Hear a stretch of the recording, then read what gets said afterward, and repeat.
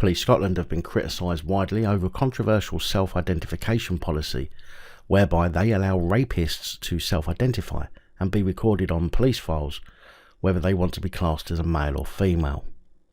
Now, personally, if it's a rape against a woman using the penis, then I would say there's absolutely no question that they believe themselves to be male. But then again, I'm not a complete woke-tard. The police took fire when the force confirmed that rape suspects can self-declare their gender identity instead of using their actual sex when questioned by officers, back in December 2021.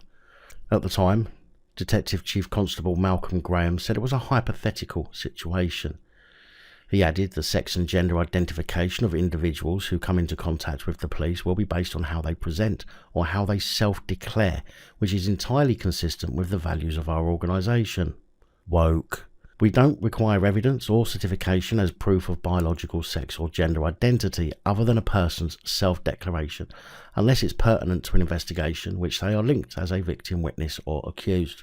Oh, right, so you don't require evidence to base your assertions on, huh?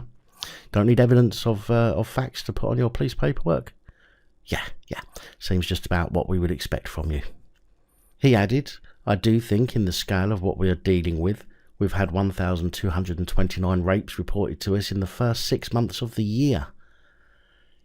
Holy fuck, that is a lot of rape reports. Now that's nearly 47 rapes every week, nearly 7 rapes reported every day, and there's never been a set of circumstances where we have had to do what you've suggested, where we would have somebody who has committed a rape in terms of the act of rape who was biologically a man, self-identifying as a woman. So at the moment it's a hypothetical debate. Now, he says it's hypothetical debate at the time, but it's now being called a policy, indicating that it has been implemented. And to back that up, the Daily Telegraph suggests that Police Scotland are now reviewing this policy as well.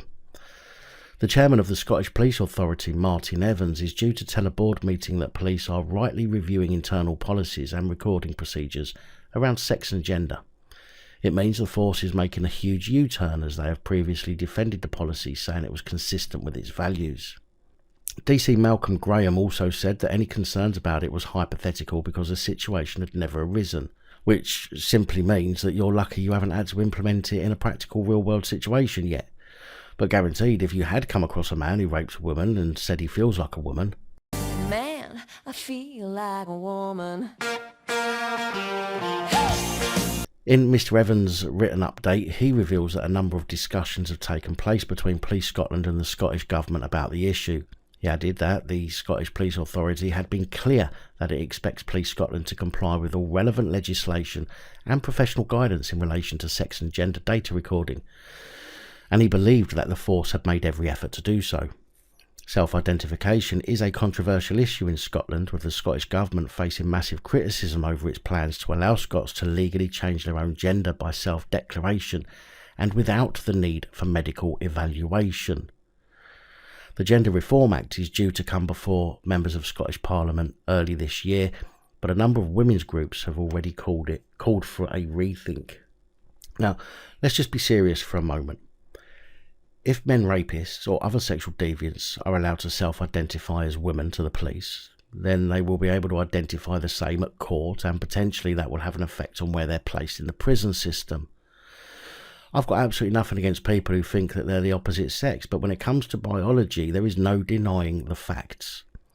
I think that those people who have had full-on sex changes are less of a danger to the visible gender that they've become, because for biological males, they'll no longer be able to assault by penetration, unless it's with something other than a penis. So I would say that based on biology, those with a penis should certainly be dealt with as male in these circumstances, regardless to what they self-identify as. It's a very dangerous road we travel down if we start allowing sex offenders who identify as the opposite sex as they traverse the justice system. Can you imagine rapists being put in the prisons of the opposite sex just because they self-identify as the other gender? This, ladies and gentlemen, is the woke police force of today. More interested in flying the rainbow flag than the Union Jack, and more interested in people's feelings than that of potential crime. What an utter joke.